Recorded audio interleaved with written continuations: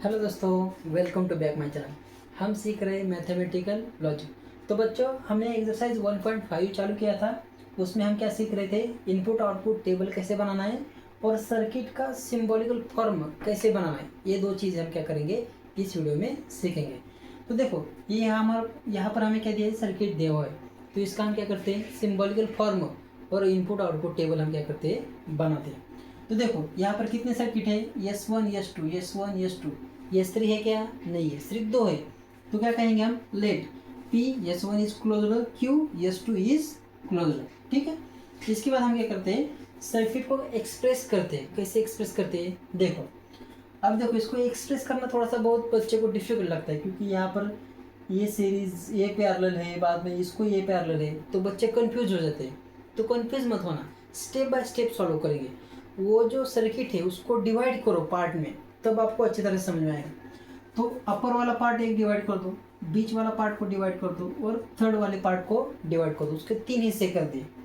पहले हिस्से में क्या है? सिर्फ क्या है? S1 मतलब क्या है? P है। तो पहले क्या आएगा? यहाँ पर P आएगा।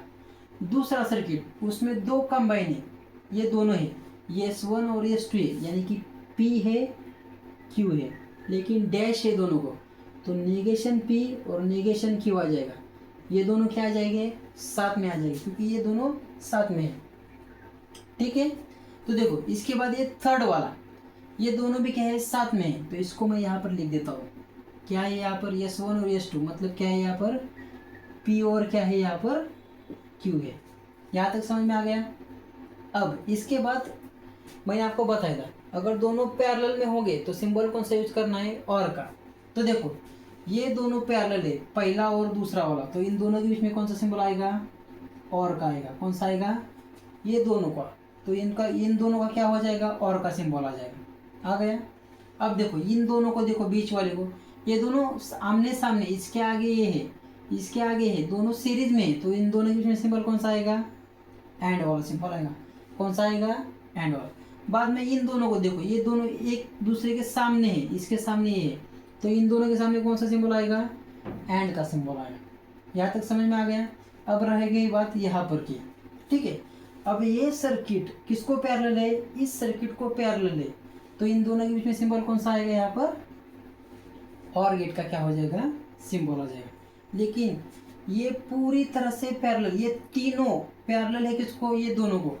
तो ये तीनों आएंगे उसमें, ये 1 2 3, 1 2 3, ये तीनों पैरेलल है इसको। तो इन तीनों को मैंने यहाँ पर लिख दिया, और ये पैरेलल वाला सर्किट मैंने यहाँ पर लिख दिया। ये तीनों एक साथ थे, तो इनको मैंने एक ब्रैकेट में डाल दिया। अब इसका क्या बनाते हैं हम? इनपुट आउटपुट का टेबल। तो देखो, तो यहाँ पर पहले P, बाद में Q, नेगेशन है क्या? Negation Q, negation P। तो नेगेशन P भी है, नेगेशन Q भी है, कोई बात नहीं। पहले 1 0 1 0, बाद में 1 1 0 0। समझ में आ गया? हर बार की तरह। अब क्या करेंगे हम? ब्रैकेट के अंदर का ब्रैकेट पहले सॉल्व करेंगे। तो यहाँ पर क्या है? ये वाला ब्रैकेट, नेगेशन P और नेगेशन Q। तो इसको पहले लिख देता हूँ। नेगेशन P, 1 का नेगेशन 0, 0 का नेगेशन 1, 1 का नेगेशन 0, 0 का 1, 1 का नेगेशन 0 का 1। इसका हो गया। अब इसको मैं सॉल्व करता हूँ। पहले क्या है? Negation P and negation Q, इन दोनों को पहले क्या करता हूँ मैं? सॉल्व करता हूँ। इन दोनों को, इन दोनों का एंड लेना है, नेगेशन P और नेगेशन Q। एंड के क्या कहता है? एक भी 0 तो आंसर 0, दोनों में से एक भी 0 आंसर 0, दोनों में से एक भी 0 आंसर 0, एक भी 0 आंसर 0, एक भी 0 है क्या? नहीं है, तो आंसर क्या आ जाएगा इसका? 1 आ जाएगा। ठीक है। इसको मैंने सॉल्व कर लिया। अब इसका मुझे और लेना है, किसके साथ लेना है? P के साथ। तो देखो, P के साथ मुझे और लेना है, इसका लेना है, किसका? Negation P and negation Q, इसके साथ लेना है। ठीक है। आपको ये दिखाई दे रहा है कि इधर वाला?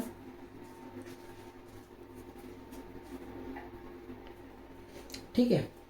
अब दिखाई दे रहा है। अब P यहाँ पर है, और इसका नेगेशन लेना है कि नहीं? इसका क्या लेना है? और लेना है, इन दोनों का। और गेट क्या कहता है? दोनों में एक भी 1 तो आंसर 1, एक भी वन, आंसर वन। दोनों में से एक भी वन, आंसर वन। दोनों में एक भी वन है क्या? नहीं है। दोनों में से एक भी वन, तो आंसर वन। तो ये पहला वाला हमने सॉल्व कर दिया पूरी तरह से। अब इसको हम क्या करते हैं? सॉल्व करते हैं। क्या है यहाँ पर? P and Q।